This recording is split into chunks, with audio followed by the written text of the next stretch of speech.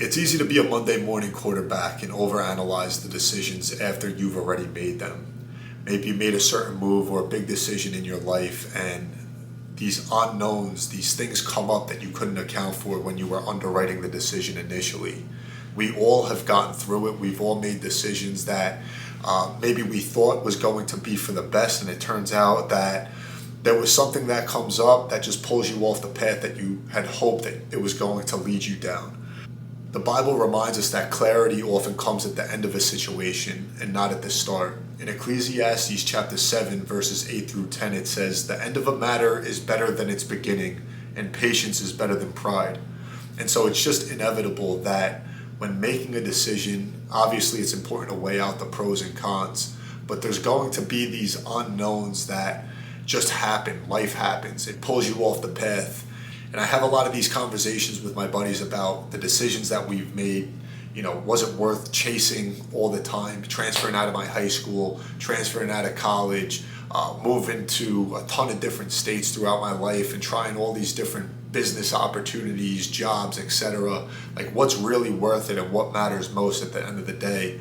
That's for you to decide, and I think it's a deep question to think about, but I figured I'd make this video because I wanted to see what stories there were in the Bible that reiterate the fact that hindsight is 20/20, and it is easy to overanalyze the decisions after we've already made them because we can't account for what could have been, but what the situation is now and how we kind of attack that going forward. And so I wanted to start off with Peter's denial of Jesus in Luke chapter 22, verses 54 through 62, and then mentioned again in John chapter 18, verses 15 through 27.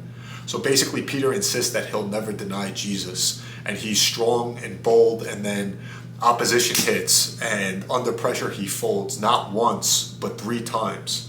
And in our lives, we'll feel that pressure just like Peter did, right? Maybe there'll be something that comes up where you're pressured to make a decision or pressured to make a move, or maybe just dealing with external pressures or factors that are, impacting the way that you think, the way that you work, the things that you do, etc.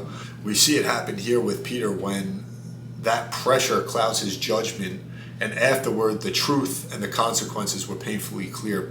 Peter had regretted the fact that he denied him. Then we go down to 1 Samuel chapter 8 through 12, which is Israel's demand for a king. The Israelites at the time insisted on having a king like every other nation, despite Samuel warning them about the costs. And what happens is later, a king rises to power, and under these harsh rulers, they realize that Samuel's warning was accurate.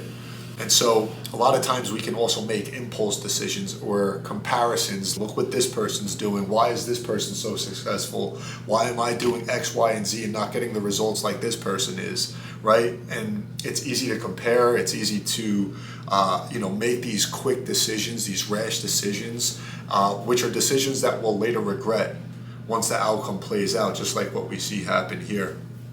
Another in 2 Samuel chapters 11 through 12 is about David and Bathsheba, where David makes a series of poor choices, adultery, deceit, arranging a death, all while rationalizing his actions. And just like how occasionally we'll be in the heat of a moment, a desire, an ambition, a temptation, self-deception is easy. Only afterward is the moral failure obvious. Right? So after Nathan confronts David with a parable, he instantly sees the truth and repents. How often have you fell into temptation, acted in the heat of the moment, and go through with that decision, and then immediately after regret it? It's pretty common. Another one is in Numbers chapters 13 through 14, which is when the Israelites are in the wilderness.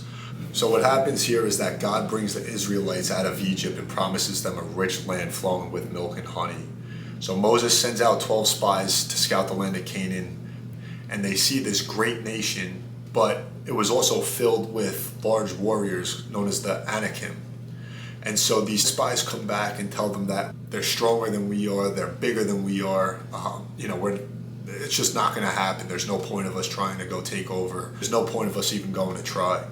And Joshua and Caleb argue with these spies and say, listen, God is with us. We can take over this land.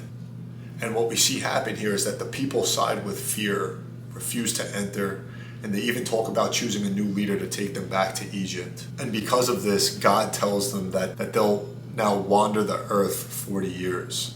And so as a result of that, the people try to enter anyways, but they're too late and fail. So the point here is that opportunities have a moment. Once missed, looking back in regret won't undo the decision. Just like in our lives, there'll be these little windows of opportunity, and if we're too scared of taking the risk, or that fear creeps in and we don't take that leap of faith, that window might close and we might lose out on these opportunities like what we see happen here. And again, this re-emphasizes that hindsight's 20/20, because after the fact, they wanted to go to the land because God told them that they would now wander for 40 years.